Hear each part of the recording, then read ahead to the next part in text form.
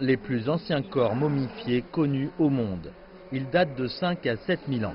Installés dans la baie côtière du désert d'Atacama, au nord du Chili, les Chinchorros ont mis au point des techniques permettant de préserver leurs morts quelques 2000 ans avant le début de pratiques analogues dans l'Égypte ancienne.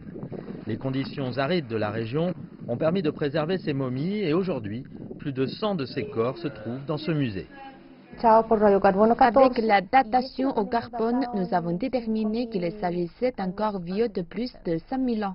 Vivienne Standen a passé des décennies à faire des recherches sur la culture Chinchorro en Amérique du Sud. Pourtant, à ce jour, elle reste bouleversée par ce que celle-ci représente.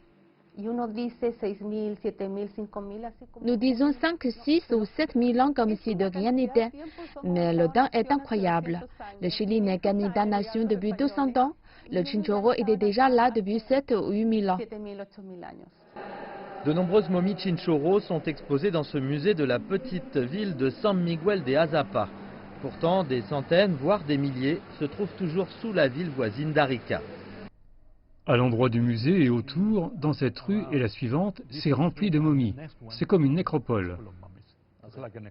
Bernardo Ariaza est l'un des enquêteurs principaux qui explore la culture Chinchorro.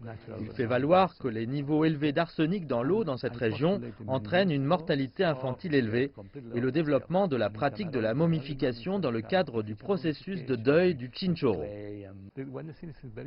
Une chose est très intrigante. Ils sont enterrés très peu profonds, à environ 50 cm ou 1 mètre de profondeur.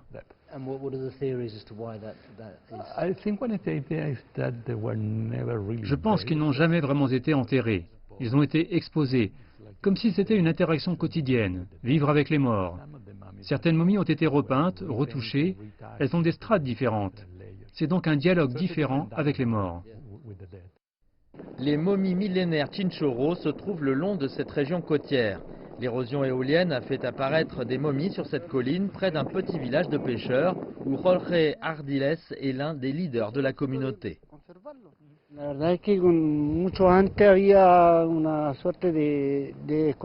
Il y a longtemps, l'importance de ces vestiges était peu connue. Nous souhaitons que cette importance soit reconnue à l'étranger.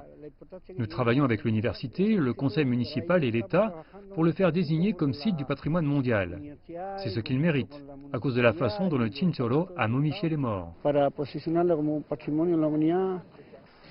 Sous la direction de M. Ariaza, l'université locale soumettra une proposition à l'UNESCO en septembre pour que ce site soit déclaré patrimoine mondial afin de faciliter l'administration de ces sites archéologiques et de préserver ce patrimoine culturel sans pareil.